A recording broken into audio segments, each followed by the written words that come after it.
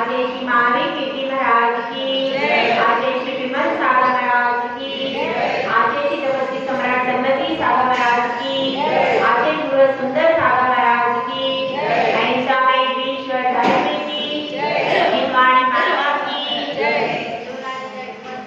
माता जी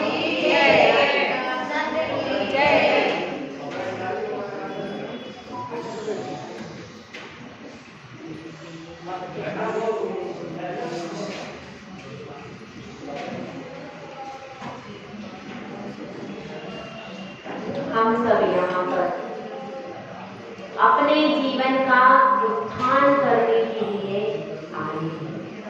अनादिकाल से यह जीव चतुर्गति में भ्रमण करके दुखी हो रहा है और उस दुख को प्रतिपल भोग रहा है। इन संसार के दुखों से मुक्ति पाने के लिए हर जीव छटपटा रहा है, लेकिन मुक्ति का उपाय नहीं ढूंढ पा रहा। इसलिए आज हम यहाँ पर मुक्ति के उपाय को ढूंढने के लिए आए। सम्यक ज्ञान के लक्षण के बारे में हम सबने समझा। सम्यक ज्ञान क्या होता है, सम्यक दर्शन के अधिकार को हम सब पूर्ण कर चुके हैं। अब वर्णन चल रहा है सम्यक ज्ञान के अधिकार का। तो सम्यक ज्ञान का लक्षण कल हमने देखा था। जो ज्ञान ना कम है ना ज्यादा है और जैसा वीरेंद्र भगवान की वाणी में आया है वह उसके अनुसार जो ज्ञान है उसको क्या कहते हैं, सम्यक ज्ञान। सम्यक ज्ञान 5 प्रकार का होता है। यह सब वर्णन हमने कल देखा था। अब शिष्य कहता है कि आपने बता दिया सम्यक ज्ञान 5 प्रकार का होता है, यह सब वर्णन समझ में आ गया, लेकिन इस सम्यक ज्ञान के भेद कौन कौन से, हम कैसे समझे, हमारे दैनिक जीवन में कौन कौन सी चीजें हमारे सामने आ रही हैं जिनके द्वारा हम सम्यक ज्ञान को समझ सकते हैं। तो आचार्य परमेश्वरी ने बतलाया है कि सम्यक ज्ञान के कितने भेद। देखिए, पहले भेद का नाम क्या है, प्रथमानुयोग। पहले भेद का नाम क्या है, आप सब जब जिनवाणी को पुंज चढ़ाते हैं, ये बताइए जिनवाणी को कितने पुंज चढ़ाए जाते हैं? कितने? 4 पुंज चढ़ाए जाते हैं जिनवाणी को। भगवान को 5 चढ़ाए जाते हैं, जिनवाणी को 4 चढ़ाए जाते हैं और साधु को 3 चढ़ाए। ठीक है, तो उन 4 पुंजों में पहले पुंज का नाम क्या है, प्रथमानुयोग। ये पहले पुंज का नाम। तो यहाँ पर वह प्रथमानुयोग क्या होता है, कैसा होता है, उसमें क्या वर्णन होता है, इस बात को बताएं। देखिए गाथा नंबर 43, प्रथमानुयोगमर्थाख्यानम् चरितं पुराणमपि पुण्यं बोधि समाधि निधानम् बोधति बोध समीचीनः प्रथमानुयोगमर्थाख्यानम् चरितं पुराणमपि पुण्यं बोधि समाधि निधानम् बोधति बोध समीचीनः। प्रथमानुयोग, प्रथमानुयोग का अर्थ है नर्सरी क्लास के बाद जो कक्षा चालू होती है, KG1 बोलते हो। नर्सरी क्लास कौन सी है भैया, सम्यक दर्शन। सम्यक दर्शन तो नर्सरी क्लास है, उसमें आप पहले आकर के यहाँ नमोस्तु तो करो, उसके बाद यह सारा सम्यक बिना वीतरागी भगवान को माने आगे की कोई यात्रा शुरू नहीं हो सकती। तो नर्सरी क्लास में अपन ने क्या पढ़ा था? सच्चे देवशाल गुरु के प्रति पूर्ण समर्पण होना चाहिए। जिस प्रकार से स्त्री का जब वह विवाह करती है पूर्ण समर्पण अपने पति के प्रति होता है कि नहीं, और तभी वह स्त्री कैसी होती है? लोक में पूज्यता को प्राप्त करती है। लोक में सती स्त्री की पूज्यता को प्राप्त करती है, समाज में भी उसका सम्मान होता है और घर में भी उसका सम्मान होता है कि नहीं। तो इसी प्रकार से यहाँ पर श्रावक की बात चल रही है। जब एक सच्चा श्रावक केवल वीतरागी भगवान को ही भगवान मान के पूजा अर्चा करता है, तब वो क्या होता है? जब उनके प्रति पूर्ण समर्पित होता है तो वो क्या कहलाता है? तब वह सम्यक दृष्टि श्रावक के नाम से क्या होता है? सम्मान को प्राप्त करता है। अब इसमें बतला रहे हैं, ज्ञान की बात चल रही है। तो ज्ञान का पहला भेद कौन सा है? प्रथमानी। अभी अपन कौन सी क्लास में आ गए? KG 1 या फिर पहले तो नर्सरी के बाद सीधी प्रथम क्लास होती थी कि नहीं? तो ये समझ लो पहली कक्षा में आ गए। पहले क्या होता था? नर्सरी के बाद KG 1 KG 2 नहीं होती, बहुत पहले की बात। सीधे सच्ची पहली होती थी, सीधे पहली क्लास। अभी अपन पहली क्लास में आ गए हैं। तो पहली क्लास में बता रहे हैं, क्या बताया है? प्रथमानुयोग मर्थक ज्ञान। प्रथमानुयोग में क्या होता है? 4 पुरुषार्थों का वर्णन होता है। प्रथमानुयोग मर्थ अर्थ ज्ञान आया ना, अर्थ ज्ञान। तो 4 प्रकार के पुरुषार्थ होते हैं। कौन कौन से होते भैया? धर्म, अर्थ, काम और मोक्ष। कितने होते हैं? धर्म, अर्थ, काम और मोक्ष, ये 4 पुरुषार्थ होते हैं। पुरुषार्थ का अर्थ क्या है? क्या परिभाषा पुरुषार्थ की? साधन। पुरुषार्थ किसको कहते हैं?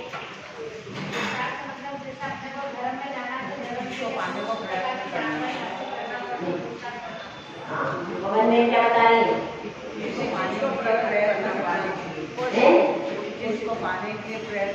किसी चीज को पाने के लिए प्रयत्न करना। पुरुषार्थ का अर्थ है, पुरुष का अर्थ होता है आत्मा और अर्थ का अर्थ होता है प्रयोजन। जो क्रिया केवल आत्मा की शुद्धि के प्रयोजन से की जाती है उसको कहते हैं पुरुषार्थ। समझ में आया? पुरुष का मतलब क्या है? पुरुषा यारो अक्का। पुरुष का अर्थ आत्मा है, पुरुष का अर्थ आत्मा है और अर्थ का अर्थ क्या है? प्रयोजन। जो क्रियाएं आत्मा की शुद्धि के प्रयोजन से की जाती है उनको क्या कहते हैं? पुरुषार्थ। ठीक है, तो ये सारी क्रियाएं हैं। भले ही 4 पुरुषार्थ हैं और चारों पुरुषार्थ श्रावक कर रहा है, लेकिन उनका उद्देश्य क्या है? मोक्ष पुरुषार्थ ही उसका लक्ष्य होता है। चारों पुरुषार्थों में लक्ष्य क्या होता है? मोक्ष प्राप्ति का ही लक्ष्य होता है। यदि 4 पुरुषार्थों में लक्ष्य आपने मोक्ष का नहीं बनाया तो वो 4 पुरुषार्थ सार्थक नहीं होंगे। तो इसमें यह बता रहे हैं प्रथमानुयोग में 4 पुरुषार्थ का वर्णन होता है। सबसे पहला पुरुषार्थ कौन सा है? धर्म पुरुषार्थ। धर्म पुरुषार्थ का मतलब क्या है? धर्म पुरुषार्थ का मतलब यह है पंच परमेष्टि जो है उनके प्रति भक्ति भाव करना, पूजा करना, जाप करना और उनका ही स्मरण करना, पूर्ण समर्पण आकर उसके प्रति वीतरागी देवशाल के प्रति। यह सब इसमें क्या, किसमें आएगा? ये धर्म पुरुषार्थ में आएगा। उसके बाद कौन सा पुरुषार्थ है? अर्थ पुरुषार्थ। अर्थ पुरुषार्थ का अर्थ यह है धर्म के अनुसार न्याय नीति पूर्वक अपने अर्थ का उपार्जन करना। धन का उपार्जन करना। किसके अनुसार? न्याय नीति पूर्वक। किसी की चोरी करके, किसी के साथ गलत काम करके पैसा उपार्जित नहीं करना। चमड़े का व्यवसाय है और कौन से व्यवसाय जिनमें बहुत ज्यादा हिंसा होती है, ऐसे उत्पादन को जैनी व्यक्ति नहीं करता है। जिन कार्यों से हिंसा कम होती है और उत्पादन अच्छा होता है, ऐसे काम को जैनी व्यक्ति करता है। चमड़े आदि का व्यापार है, मत्स्य पालन आदि का व्यापार है, ऐसे हिंसा के उपकरणों का व्यापार भी होता है। चाकू बनाना, छुरी बनाना, तलवार बनाना, ये सब भी नहीं करता है। कौन? जैनी व्यक्ति। जैनी व्यक्ति जूते के काम, चमड़े के काम, ये सब काम भी नहीं करता है। तो इस तरह से वह ऐसे उद्योग और ऐसे व्यापार करता है जिसमें हिंसा कम हो और अपना पुण्य भी हो और धन की उत्पत्ति भी हो जाए। ये क्या हो गया? धर्म, अर्थ, काम। काम पुरुषार्थ किसको कहते हैं? पंचेंद्रिय के विषय भोगों की सिद्धि के लिए पुरुषार्थ करना तो क्या कहते हैं? काम पुरुषार्थ। पंचेंद्रिय है ना, 5 इंद्रियों के विषय भोगों की संतुष्टि के लिए जो कार्य किया जाता है, मगर उस कार्य में भी लक्ष्य मोक्ष का है। तो पंचेंद्रिय के विषय भोगों को भी ऐसा नहीं भोगना, कहीं भी कुछ भी खा रहे हैं, कैसा भी संगीत सुन रहे हैं, कुछ भी पिक्चर्स देख रहे हैं, ऐसा उसको भी सीमित भोगता है। काम पुरुषार्थ मतलब जितनी आवश्यकता है उतना ही भोगना, रात दिन उसमें हाय हाय बार बार नहीं करना, शांति से जितनी जरूरत है उतना ही वह भोजन करता है और जितनी जरूरत है उतना ही धन धान्य अपने पास में रखता। बहुत ज्यादा ऐसा नहीं करता कि पूरे दिन विषय भोगों में ही लगा रहे, उसका भी सीमित उपभोग करता, जितनी आवश्यकता है उतना। ये हो गया। इसके बाद क्या हो गया? धर्म, अर्थ, काम और मोक्ष। मोक्ष पुरुषार्थ का मतलब क्या है? जब उसने अपनी जीवन में जिम्मेदारियों को या तो पूरा कर लिया है या कोई अन्य व्यक्ति पर सौंप दिया। दोनों प्रकार की व्यवस्थाएं होती हैं। अगर किसी को दीक्षा लेना है, मोक्ष पुरुषार्थ की सिद्धि करना है, मोक्ष पुरुषार्थ की परिभाषा क्या होगी? मोक्ष की सिद्धि के लिए प्रयास करना, मोक्ष पुरुषार्थ। तो कब हो सकता है? जैसे कि कोई व्यक्ति बाल ब्रह्मचारी, तो वह कभी भी मोक्ष पुरुषार्थ कर सकता है, पूरा फ्री है। माता पिता है तो माता पिता की जिम्मेदारी, यदि इकलौता पुत्र है तो फिर माता पिता की जिम्मेदारी या तो किसी और को सौंपे और या फिर उनके लिए कुछ व्यवस्था कर। और यदि ऐसा नहीं है तो वह स्वयं जिम्मेदारी का निर्वाह करे। जो भी हो, सौंप भी सकता है, व्यवस्था कोई दूसरा भी बना सकता है, सब तरीके की व्यवस्थाएं होती। और यदि उसने विवाह किया, विवाह करने की स्थिति में क्या व्यवस्था है? यदि उसके भाई भाभी हैं, परिवार के व्यक्ति हैं और भी अन्य व्यक्ति हैं, तो वह अपने बच्चों को कम से कम इतना बड़ा कर दे कि वो अपने हाथ से अपना काम कर सकता है। या तो ऐसा करे या फिर कोई अन्य व्यक्ति बहुत अच्छा है, वो कहता है कि मैं पाल लूंगा, तो उनको बच्चे सौंप करके भी वो भी कर सकता है। उनको बच्चे ऐसा आदि सागर महाराज, आचार्य श्री आदि सागर महाराज जी के साथ में घटना आती है कि उनके बच्चे बहुत छोटे थे और उनको वैराग्य हो गया, तो उनकी बुआ जी आई और आओ नाम की उनकी बुआ जी, दक्षिण के थे, दक्षिण में इसी प्रकार के नाम होते, तो उनकी बुआ जी आ गई और वो बच्चों की बुआ बच्चों को पहले ये बहुत होता था, पहले संयुक्त परिवार में बच्चे पलते थे और वो बच्चे भी उनमें अपना पराया समझते ही नहीं थे, वो बुआ को ही माँ समझते थे। इतना प्यार मिलता था बच्चों को कि अपनी रियल माँ को जानते ही नहीं थे। पहले होता था, अपनी माँ को पहचानते ही नहीं थे, बाद में बड़े होकर उनको बताया जाता था कि भाई ये तुम्हारी। इतना मतलब कोई भेदभाव नहीं होता था बच्चों को पालने में, सब बच्चे ऐसे ही बन जाते थे। तो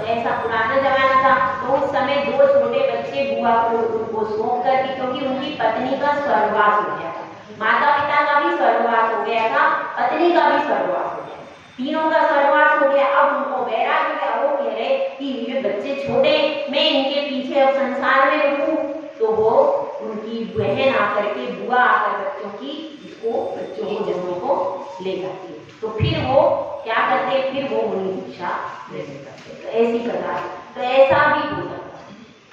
और क्या व्यवस्था है, और ये भी व्यवस्था है, आप अपने बच्चों का पूरा विवाह कर दो, विवाह करने के बाद फिर घर में नहीं रुकना। समझदार व्यक्ति है तो जैसे ही विवाह हो जाए तैसे ही निकल आओ, क्योंकि बाद में शरीर सड़ जाएगा, फिर आप सोचोगे अब मैं निकल जाऊं तो शरीर आज्ञा नहीं देगा, फिर आप पराश्रित रहो और दुष्ट हो। ठीक है, तो हर अवस्था में, लेकिन अंत समय में समाधि मरण करना है तो आपको घर से पहले ही निकलना पड़ेगा। इंतजार नहीं करना बाद में कि भाई बाद में जब बहुत बूढ़े हो जाएंगे पोती का ब्याह कर लेंगे। हाँ, पोती का ब्याह करना है आज पोती लेके आएंगे। ठीक है, ऐसा नहीं सोचना है पोती है पोता है उनका ब्याह करूंगी, ऐसा करोगी तो बहुत परेशानी में आप पड़ जाओगी। इसलिए जल्दी अपना कल्याण कर लेना चाहिए। ठीक है, चारों पुरुषार्थ समझ में आ गए। अब इसमें बता रहे हैं कि किसमें वर्णन आता है चारों पुरुषार्थों का। प्रथमा नियोग हमें सिखाता है चार पुरुषार्थों की सिद्धि कैसे की जाए। और इसमें क्या वर्णन होता है, आख्यानम चरितम, इसका चरित का वर्णन। चरित का अर्थ क्या है, कोई भी एक जो व्यक्ति है, धार्मिक व्यक्ति है, महान व्यक्ति है, महापुरुष है, कोई भी एक महापुरुष का जिसमें वर्णन होता है वो क्या कहलाता है, चरित। और जिसमें तीर्थंकरों का वर्णन होता है, 63 शलाका पुरुषों का वर्णन होता है, वह कहलाता है पुराण। 63 शलाका पुरुषों के अलावा भी चरित्र का वर्णन है। अब श्रेणिक जो है वो किसी 63 शलाका पुरुष में नहीं आता, वो भी उसका पुराण है। और भी चरित्र है, मेरुमंथन पुराण है, ऐसे भी चरित्र हैं। चरित्र का मतलब क्या है, चरित्र का मतलब है महान पुरुष है, उन्होंने मोक्ष की सिद्धि की है, लेकिन जो 63 शलाका पुरुष में नहीं आते, तो चरित्र हो गया था, एक व्यक्ति का वर्णन है। और पुराण में 24 भगवंतों का, तीर्थंकरों का वर्णन आता है। यह सब कैसे है, पुण्यम, इनके पढ़ने से पुण्य की वृद्धि होती है। पुण्य बढ़ाना है कि छोड़ना है, पुण्य तो अभी बढ़ाना है, अभी हमको पाप छोड़ना है और पुण्य बढ़ाना है। कार्य तो यही होगा, लेकिन लक्ष्य मोक्ष का ही बनाना, लक्ष्य में परिवर्तन नहीं करना। लक्ष्य तो मोक्ष का रहेगा, लेकिन हमारी वर्तमान की भूमिका ऐसी है, इसलिए इस भूमिका में हमको पुण्य की वृद्धि करना है और पाप की हानि होना चाहिए और पुण्य की वृद्धि होना चाहिए, क्योंकि जो आत्मा को पवित्र करता है वह पुण्य है। यह परिभाषा आचार्यों ने शास्त्रों में कर दी। अब क्या बता रहे, अब इनसे क्या मिलता है इसको बता रहे, बोधि समाधि निधानम बोधति बोधः समीधि। इससे क्या प्राप्त होता है, बोधि और समाधि। बोधि का अर्थ क्या होता है, ज्ञान प्राप्त। बोधि का अर्थ होता है, बोधि के शब्द के दो अर्थ हैं। एक शब्द है रत्नत्रय, सम्यक दर्शन, सम्यक ज्ञान और सम्यक कार्य। ये पहला अर्थ है बोधि शब्द का।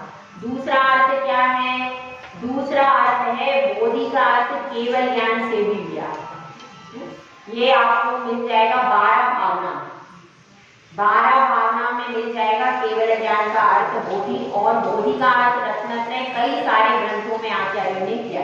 इस प्रकार से बोधि शब्द के दो अर्थ प्राप्त होते। और समाधि, समाधि का मतलब है अंत समय में समता पूर्वक जो क्या किया जाता है, आधिकाधिक समाधि उपाधि को छोड़ करके पंच परमेष्टि की स्मरण पूर्वक चारों प्रकार के आहार पानी का त्याग करके जो समाधि की जाती है, जो मरण किया जाता है, उसको क्या कहते हैं? समाधि। दो चीजें उसमें महत्वपूर्ण है, एक तो पंच परमेष्टि का स्मरण और किसी साधु के सानिध्य में समाधि व्यवस्थित होती। ऐसे आप घर पे बैठ के करोगे तो व्यवस्थित नहीं हो। किसी साधु की सानिध्य में जाकर के फिर वहां पर चारों प्रकार के आहार पानी का त्याग करो, अपनी पापों की आलोचना करो ताकि मन में कोई विकल्प न रहे। सारे पापों की आलोचना करो, चारों प्रकार के आहार पानी का त्याग करो और फिर धीरे धीरे समाधि की ओर बढ़ा जाओ। वो समाधि, ठीक है। इसके बाद क्या बताया? बोधि समाधि निधानम। निधानम मतलब स्थान है किसका? बोधि और समाधि का स्थान है। बोधति बोधा समीचीना, और वह बोध यानी ज्ञान, सम्यक ज्ञान जो है वह इन सब चीजों को प्रदान करने वाला है। देखिए, प्रथमान योग है, कुछ लोग ऐसा कहते हैं, एक वर्ग ऐसा है जो कि कहता है प्रथमान योग में कथा कहानी होती है, वह प्रामाणिक नहीं है। ऐसा किसी का कथन है, मैं बता दीजिएगा। प्रथमान योग में क्या कहते हैं कि वो तो कथा कहानी है और ऐसी उपमा अलंकार से लिख दिया गया, तो वो ज्यादा प्रामाणिक नहीं है। इसलिए कुछ लोग तो प्रथमान योग का स्वाध्याय भी नहीं करते। तो यदि एक अंग निकाल दिया जाए तो हमारी जीवाणी पूरी नहीं होती। जो वर्णन, यह भी कौन सा वर्णन है? जो श्रेणिक ने 60,000 प्रश्न महावीर भगवान से पूछे थे, वह सारा पुराने आचार्यों ने लिखा हुआ है। प्रथमान योग या कपोल कल्पित बातें नहीं है और काव्य की दृष्टि से अलंकारिक वर्णन किया गया है जिससे आपको रुचिकर लगे, परंतु यह सारे पुराण कोई भी कल्पित नहीं है। कुछ लोग प्रथमान योग को नहीं मानते, इसलिए मैं यहाँ पर कह रही हूँ कि प्रथमान योग जिसने नहीं पढ़ा है वह कभी भी टिक नहीं सकता धर्म के क्षेत्र, क्योंकि प्रथमान योग हमको संकट में साहस और धैर्य देता है। प्रथमान योग का काम क्या है? साहस और धैर्य प्रदान करना। क्योंकि जब आपके ऊपर संकट आएगा और आप विचार करोगी, अरे सीता सती ने कितना सहा, वो भी तो गृहस्थी थी, सीता सती घर में ही तो रहती थी, और अंजना ने कितना सहा। जब आपको यह सब ध्यान आएगा, जब आपको यह सब ध्यान आएगा तो क्या होगा? तो फिर आप में साहस आएगा और आप परिस्थितियों का मुकाबला कर सकते हैं। और जिसका प्रथमान योग कमजोर है वह छोटी छोटी परिस्थिति में तुरंत विचलित हो जाएगा। इसलिए प्रथमान योग भी पढ़ना चाहिए। संघ में, हमारे संघ में भी प्रथमान योग एक ग्रंथ जरूर चलता है। अभी दीदी आ गई है, अब हम आदि पुराण शुरू हुआ है, एक कम से कम हम प्रयास करके चारों अनुयोगों के ग्रंथ डेली पढ़े, ऐसा प्रयास है। एक प्रथमान योग का ग्रंथ जरूर चलना चाहिए। उससे क्या हो जाता है, हमें पता चलता है कि हमें साहस और धैर्य आता है। क्योंकि कथा, अगर आपका मन विचलित हो, अगर आपका मन स्थिर नहीं है, शरीर की शक्ति कम है, उस समय पर कथा जब पढ़ते हैं तो कथा पढ़ने से मन लग जाता है। किसी भी चीज में यदि आपका मन नहीं लग रहा है, कोई परिस्थिति ऐसी आ गई कि आपका मन नहीं लग रहा है, तो सबसे सुंदर उपाय आपके पास है, आप प्रथमान योग पढ़ने बैठ जाओ, आपका मन लग जाए, सबसे आसान। और जब आपका मन एकदम प्रबल है, अच्छा है, शरीर भी स्वस्थ है, तब आप कर्णान योग कर सकते हैं अथवा द्रव्यान योग। लेकिन जब शरीर शिथिल होता है तब उस समय पर कथा कहानी बहुत हेल्प करती है आगे बढ़ने के लिए। इसलिए देखिए जो हमारे प्रेषण शलाका पुरुषों की कथाएं हैं, जो तीर्थंकरों के जीवन चरित्र वो भी बहुत मूल्यवान है। ऐसा नहीं सोचना अरे ये तो अपन पढ़ लेंगे, अगर अपन थोड़ा भी प्रथमानुयोग के प्रति भी निरादर का भाव आ गया तो आपका जिनवाणी का अभिनय हो जाएगा। कुछ लोग कहते हैं कि वो तो पढ़ते ही नहीं, हम उनको पढ़ने की क्या जरूरत है, तो ऐसा नहीं सोचना। चारों अनुयोग अपने लिए प्रामाणिक हैं और कैसे हैं, ग्रहण करने योग्य, और जिसमें परस्पर में विरुद्ध कथन भी आते हैं, परस्पर में विरुद्ध कथन भी आते हैं, जैसे द्विपायन मुनि के बारे में भी आता है। एक कथन के अनुसार वो अग्नि कुमार देव बने और फिर उन्होंने द्वारिका दहन किया, एक कथन के अनुसार। दूसरे कथन के अनुसार ऐसा बताते हैं कि द्विपायन मुनि के रिद्धि प्रकट हुई, अशुभ तेजस पुतला निकला था और उससे सारा कार्य हुआ। तो दोनों अलग अलग कथन है, दोनों अलग अलग आचार्यों ने कहे, पुराने आचार्यों ने, एक उत्तर पुराण का कथन है और एक हरिवंश पुराण का कथन है। दोनों आचार्य पुराने जो हैं दोनों अपने लिए मान्य हैं। तो ऐसे जब विरुद्ध कथन भी आ जाते हैं तो उस समय पर क्या करना चाहिए, तो उस समय पर यह कहा गया है दोनों आचार्यों को आप मानो और फिर समो शरण जब प्राप्त हो तो केवली भगवान से पूछो। लेकिन दोनों आचार्यों पर आपको कब तक श्रद्धा करना है, जब तक केवली भगवान से आपकी भेंट नहीं होती। अब उन्होंने जो द्रव्य क्षेत्र काल भाव की परिस्थिति देखी, उन दोनों आचार्यों ने उस प्रकार से और उनके पास जो भी ग्रंथ पूर्व के उपलब्ध हुए उसके आधार से उन्होंने संस्कृत की टीका लिखी है। तो हमारे लिए उसका एक शब्द भी अश्रद्धान के योग्य नहीं है। इसी प्रकार से प्रकरण आता है कि सीता के बारे में प्रकरण आता है, कहीं पर उसे बताया है जनक की पुत्री है, कहीं पर यह भी बताया है कि रावण की पुत्री। दोनों अलग अलग हो जाएंगे कि नहीं, अलग अलग हो जाएंगे। फिर भी कहा है कि अब हम क्या करें, तो भाई वर्तमान में केवली भगवान मौजूद नहीं है। दोनों आचार्यों ने लिखा है इस बात का निर्णय आप कब करना, जब आपको केवली की उपलब्धि हो जाए तब आप उसका निर्णय करना।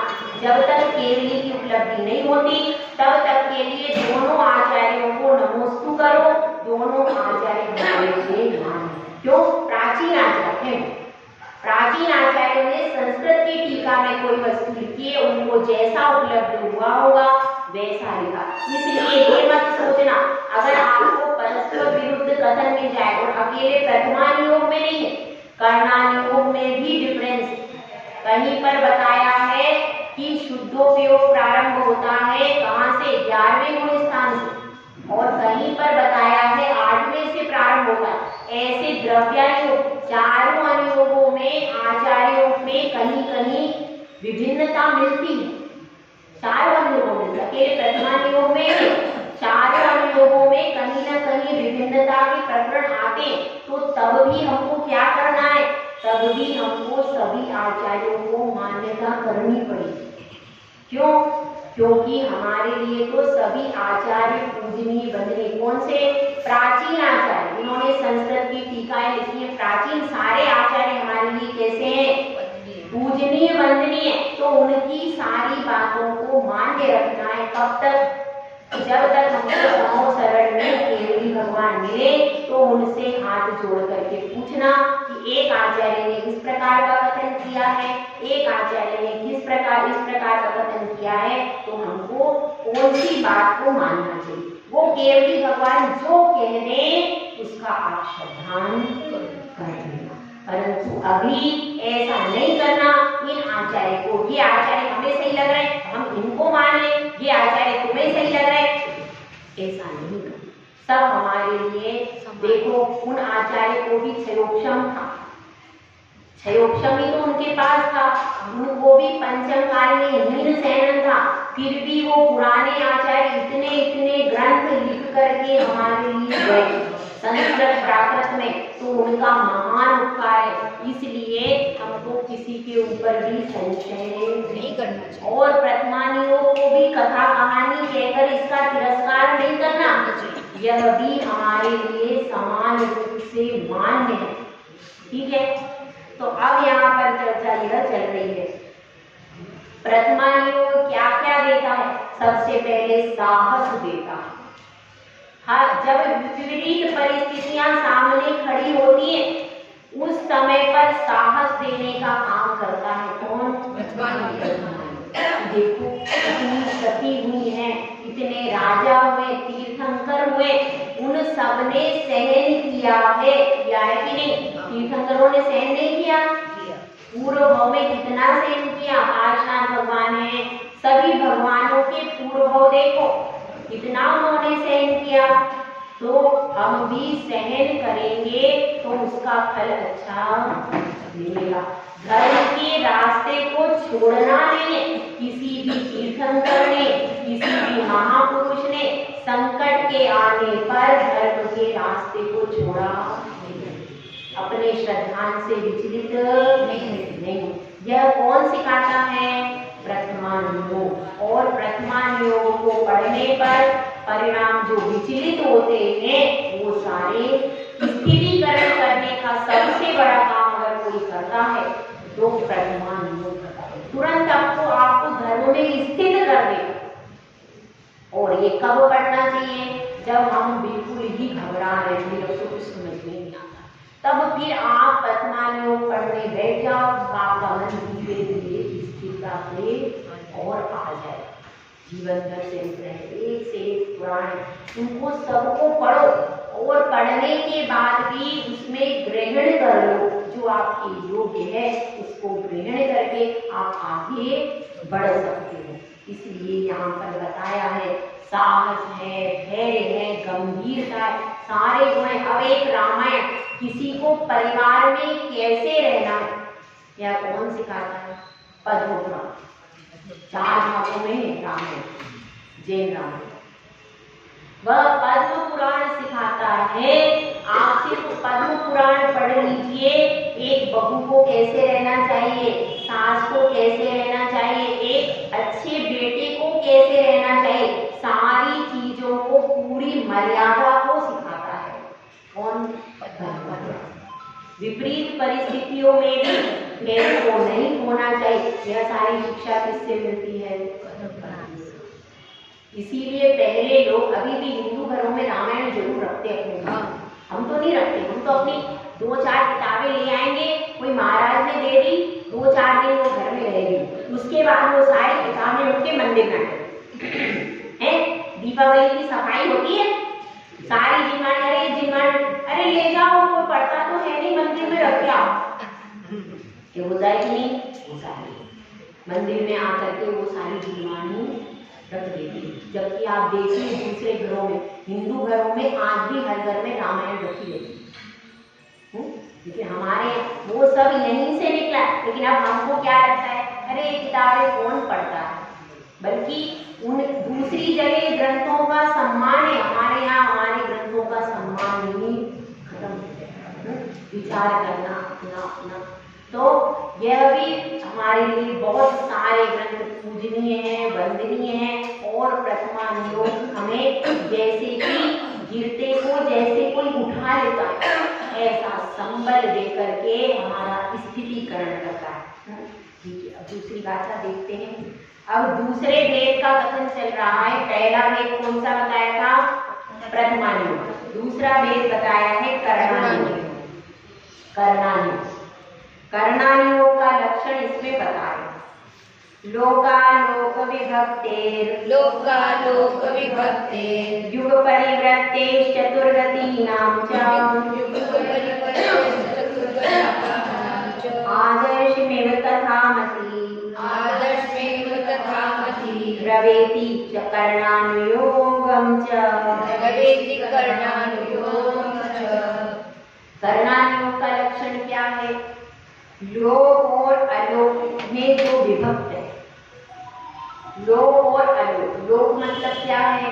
जहाँ पर 6 द्रव्य रहते हैं उसको क्या कहते हैं? लोक। और और जिसमें केवल आकाश द्रव्य रहता है उसमें क्या होता है? उसे अलोक।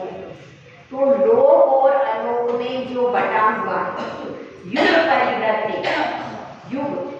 युग में क्या आता है? उत्सर्पणी और अवसर्पणी काल जो होता है उसका क्या होता है? एक युग होता है। जैसे अभी कह रहे पंचम काल चल रहा है, तो यह पंचम काल उसका हिस्सा है। इसका अवसर्पणी मतलब असंख्यात अवसर्पणी काल बीतने के बाद एक हुंडा अवसर्पणी काल आता है। सबसे खराब, सबसे बेकार होता है। ऐसे बेकार में अपन जन्मे। इसमें सब दोषी दोष होते हैं, जो कार्य नहीं होने चाहिए वो भी कार्य होते, ऐसा हुंडा अवसर्पणी काल है। तो ये क्या है? ये युग की व्यवस्था। कल्पकाल होता है, कल्पकाल होता है और उसके बाद उसमें उत्सर्पणी अवसर्पणी आदि होती है। यह सब चतुर्गति नाम जप, 4 गतियों का जिसमें वर्णन होता है। और आदर्श में तथामति जो कि दर्पण के समान है। जैसे दर्पण में अपन जो वस्तु रखते हैं दर्पण में दिखती है कि नहीं? ऐसे ही तीनों लोक किसमें झलक रहे? भगवान की केवल ज्ञान में तीनों लोक दर्पण के समान झलक रहे। उसको क्या कहते हैं? जिनमें यह सब वर्णन होता है। तो इसमें क्या क्या बता दिया? कर्णानियों में क्या क्या आएगा? लोक और अलोक का वर्णन, और युग परिवर्तन मतलब अवसर्पणी उत्सर्पणी का वर्णन। अभी आपका पंचम काल चल रहा है, चतुर्थ काल कैसा, कौन सा काल चल रहा है?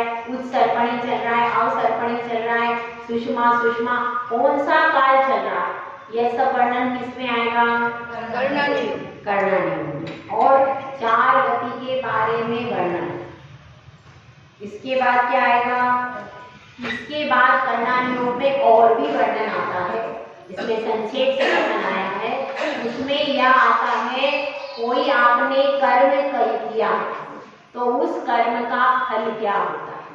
कर्म की बंध, उदय, सत्व, उत्कर्षण, आकर्षण, निगत्ति, निकाचित, ये तो 10 करण होते हैं। यह सारे करणों का वर्णन आता है कर्म में।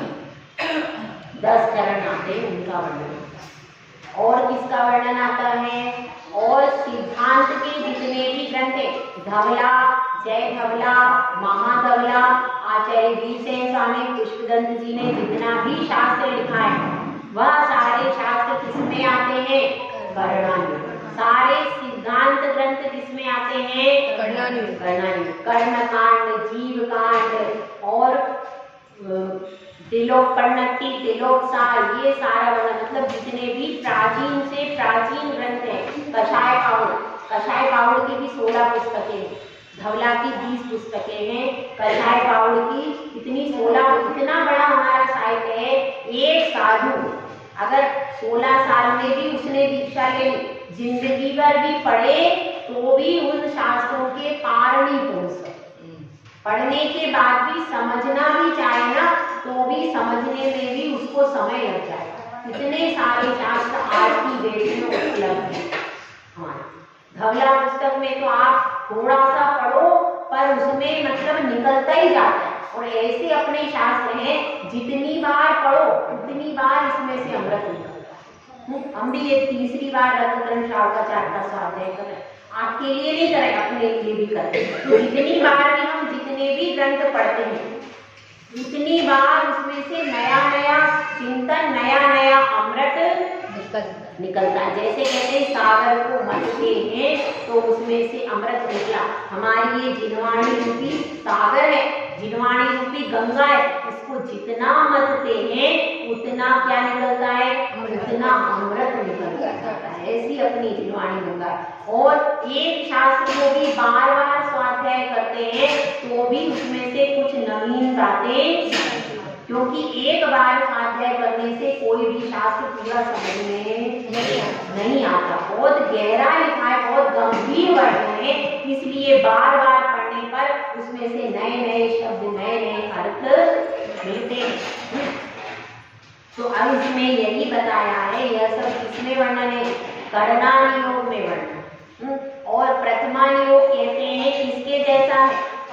हलवे के जैसा। हलवा होता है, खाना कितना आसान है, बहुत आसान है हलवा। खाना तो आसान है लेकिन पचाना बहुत कठिन। और करना नहीं हो क्या है, चने के समान, चने जैसे होते हैं जो चबाने में अच्छे दांत मजबूत चाहिए। यदि आपके दांत अच्छे नहीं है तो क्या होगा, चने खा लोगे तो पेट खराब हो जाएगा। तो इसलिए ये करना नहीं हो कैसा है, चने के समान, इसको चबाना कठिन होता है, ये कठिन है इसका वर्णन। तो इस तरह से दो अनुयोग के बारे में अपन ने समझा। यह जो सम्यक ज्ञान है इसकी महिमा बताई है। अब वह शिष्य प्रश्न कर रहा है कि भाई ये कैसे उत्पन्न होता है। आपने सम्यक दर्शन के लिए तो सारी कंडीशन बता दी, इतनी सारी, 25 दोष से रहित करो, 8 अंग का पालन करो, और सम्यक ज्ञान के लिए कुछ भी नहीं बताया। कैसे उत्पन्न होता है, कैसे प्राप्त करें, बस हम शास्त्र पढ़ लें और सम्यक ज्ञान हो जाएगा, ऐसा ही है क्या? शास्त्र पढ़ ले और सम्यक ज्ञान हो जाएगा।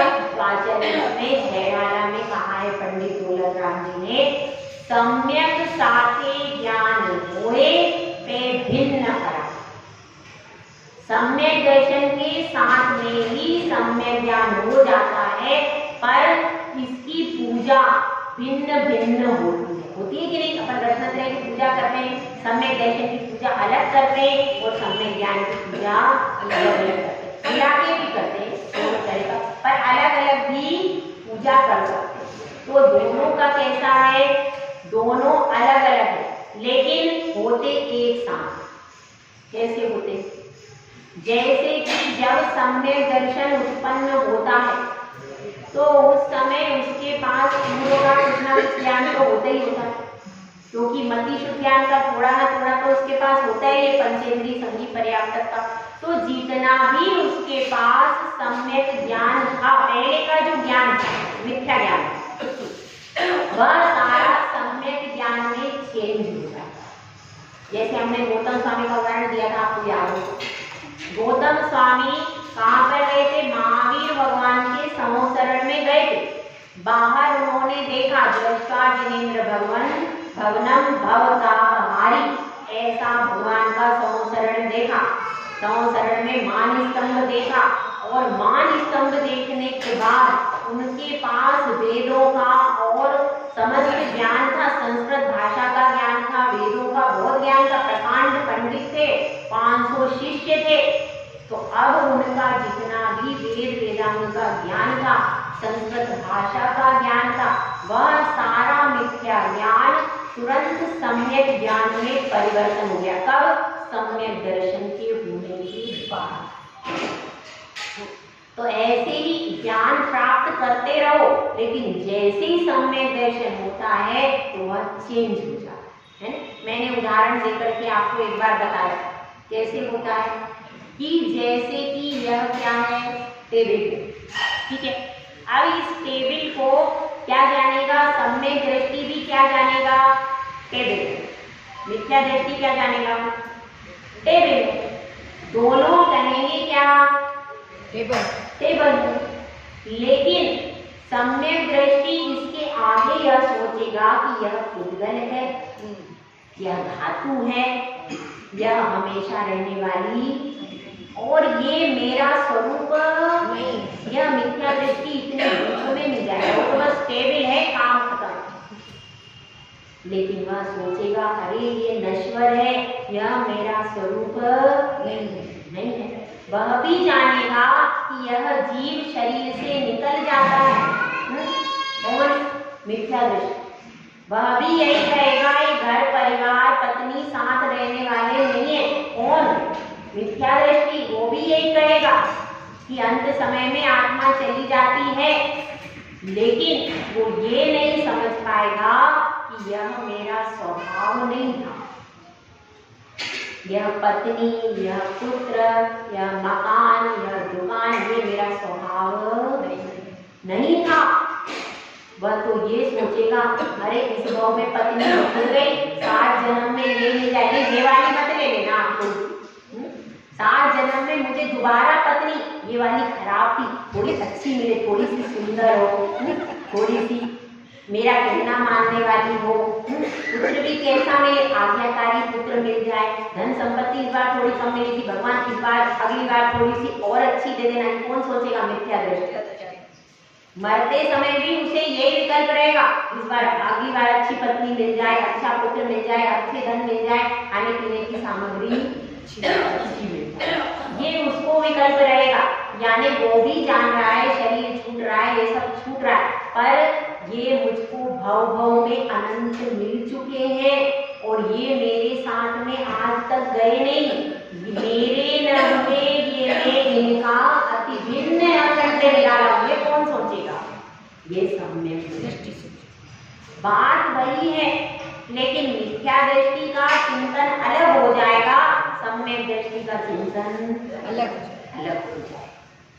एक ही वस्तु को देखने के बाद भी वह चिंतन करेगा आत्मा का और वो चिंतन करेगा शरीर का। यह पुद्गल है, यह जड़ है, यह चेतन है, तू ज्ञानी है, तेरा स्वभाव अनंत दर्शन, अनंत ज्ञान, अनंत सुख है, यह तेरा स्वभाव, यह कौन विचार करेगा, ये सम्यक दृष्टि विचार। रोटी को वो भी रोटी कहेगा, ये भी रोटी कहेगा, उसमें कोई अंतर नहीं है, लेकिन उस रोटी को वो सोचेगा अरे मेरी विवशता है, जो मुझे ये सब खाना पड़ रहा है, कब मैं अनशन स्वभावी बनूं, कब मैं अनंत सिद्ध बनूं कि रोटी का चक्कर छूट जाए, क्योंकि ये रोटी मेरे साथ हमेशा रहने वाली नहीं। भव भव में मैंने अनंत बार इसको प्राप्त किया, लेकिन प्राप्त करने के बाद भी मैं तृप्त नहीं हो पाया। अब तो ये मुझको नहीं चाहिए, इसकी चाहत नहीं चाहिए, अब तो मुझे सिद्ध पद की चाहत है, ऐसा कौन सोचेगा, तो ये समझना युगपद होते वो प्रकाश, जैसे आपकी सच्ची श्रद्धा हो गई, जैसे आपकी सच्ची श्रद्धा वीतरागता के प्रति हो गई, तो वही आपको सम्यक ज्ञान मुफ्त में मिल जाता है। जैसे आप चीज खरीदते हैं ना, कोई बाजार में कौन सी चीज खरीदते हैं, जिसके साथ में इसके साथ में एक फ्री, इसके साथ में बैग फ्री खरीदते ना, तो साथ में किसी के साथ में सूटकेस फ्री, किसी के साथ में बैग फ्री। इसी तरह से एक बार आपको पुरुषार्थ किसमें करना है, सम्यक दर्शन में बहुत पुरुषार्थ है, उसमें पूरा पुरुषार्थ कर लो, उसके बाद सम्यक ज्ञान मुफ्त में मिल जाएगा। और अगर आपका सम्यक दर्शन गड़बड़ा गया तो सम्यक ज्ञान ही आपकी पूर्ति से आपके पास से चला जाए। इसलिए जैसे कि कोई पति की अनुगामिनी स्त्री होती, अगर पति सन्मार्ग पर चल रहा है तो स्त्री भी कहाँ जाती है, सन्मार्ग पर जाती है। पहले की स्त्री, अभी वाली नहीं है, अभी वाली तो वो कहेगी, वो पति कहेगा इधर चलो तो कहेगी मैं उधर जाऊँ। अभी वाली, पहले की जो जैसे राम सिया थी, तो राम वन में गए तो सिया ने भी अनुसरण किया, तो ऐसी जो स्त्री होती है पति की अनुगामिनी होती। इसी प्रकार से यदि आप सम्यक दर्शन भी वैसा है, सम्यक ज्ञान भी वैसा, जैसा आपका श्रद्धान होगा ज्ञान उसी का अनुकरण करेगा। अगर आपकी सच्ची श्रद्धा है तो आपका सारा ज्ञान सम्यक हो जाएगा और वह सारा ज्ञान मोक्ष के लिए क्या हो जाएगा, प्रयोजनभूत हो जाएगा, फिर उससे मोक्ष की सिद्धि आसानी से हो जाएगी। और अगर आपके पास मिथ्या दर्शन है तो उस मिथ्या ज्ञान से संसार की ही सिद्धि होगी, मोक्ष की सिद्धि कभी भी नहीं होगी। तो इसीलिए अपने को समझना बहुत मुश्किल से ये सब चीजें मिली, मुश्किल से मिली है कि नहीं। और इस भाव में हमको 3 चीजें मिल चाहिए। कोई कहता है भैया आकांक्षा दुखता है, नहीं, हमें तो 3 चीजें हैं। कौन कौन सी चाहिए, सम्यक दर्शन, सम्यक ज्ञान, सम्यक चारित्र्य। 3 चीजें मिल जाए तो दुनिया की हर चीज उसके आगे। 3 चीजें आपने को प्राप्त करना है, बाकी दुनिया की सारी चीजें कोई भी हमारा साथ देने वाली नहीं। एक बार 3 चीजें धारण कर लो तो फिर सारे विकल्प संकल्प सब समाप्त हो जाएंगे। इसीलिए अपन दो कैटेगरी आधा हो गया। सम्यक ज्ञान में ज्यादा नहीं, तो नहीं है मैटर, 41 गाथाओं में सम्यक दर्शन का वर्णन चला है और यहाँ 4 में निपटा है, 5 में। ऐसा क्यों? 2 गाथाएं बची है बस सम्यक दर्शन। इसलिए कि जिसकी नींव मजबूत है अब उसको महल बनाने में ज्यादा परेशानी नहीं है। जिस वृक्ष की जड़ मजबूत हो गई अब वह वृक्ष अपने आप धीरे धीरे फैल जाएगा। तो जड़ को मजबूत करने के लिए, नींव को मजबूत करने के लिए बहुत मेहनत चाहिए, बहुत टाइम चाहिए। तो वह टाइम उन्होंने आचार्य जी ने 41 गाथा में लगाया। मजबूत बनो, ये पालन करो, ये छोड़ो, ये करो, सारी मेहनत किसमें है? सम्यक दर्शन में। और जब नींव मजबूत हो गई तो भाई अब आपकी नींव मजबूत हो गई, अब केवल आप अध्ययन प्रारंभ करो, प्रथमा योग का अध्ययन करो, करना अब आप अध्ययन करो तो क्या होगा? तो आपकी अब नींव मजबूत है तो महल एकदम बढ़िया सुपर बन जाए। और वह महल आपका ऐसा बनाना है, कितनी मंजिल का बनाना है महल? 14 मंजिल का बनाना है और 14वीं मंजिल के ऊपर जाना है अपने को। हाँ, कहाँ जाना है वैशाली? 14वीं मंजिल के ऊपर, सीधे ऊपर, एकदम सीधी पहुंच जाएंगे सिद्ध शिला में वैशाली। हाँ, हमारे लिए सीट रिजर्व करके रखना सबके लिए, सब अपनी अपनी बुक करा लेना भी सिद्ध शिला में, ठीक है? तो अपने सबको अपने धर्म, अर्थ, काम और मोक्ष पुरुषार्थ की सिद्धि करने के लिए यह नरभव मिला है। इस नरभव को यूं ही गंवा नहीं देना, क्योंकि एक बार यह नरभव चला गया तो फिर दोबारा यह जिनकुल, यह सब पंचेंद्रिय पर्याय, यह धर्म की सुलभता और शरीर की स्वस्थता, यह सब दोबारा मिले या न मिले। जैसे एक मणि समुद्र में चली जाती है तो दोबारा ऊपर लौट के नहीं आएगा, वो मणि भी एक बार आ जाए, चौराहे पर रत्न राशि भी मिल जाए तो भी यह मनुष्य पर्याय जिनकुल मिलना अत्यंत अत्यंत दुर्लभ है। इसलिए इस दुर्लभ वस्तु का उपयोग करके अपने जीवन में सम्यक दर्शन और सम्यक ज्ञान की उपलब्धि करें। जय बोलो आपको सुंदर सा बनाना चाहिए।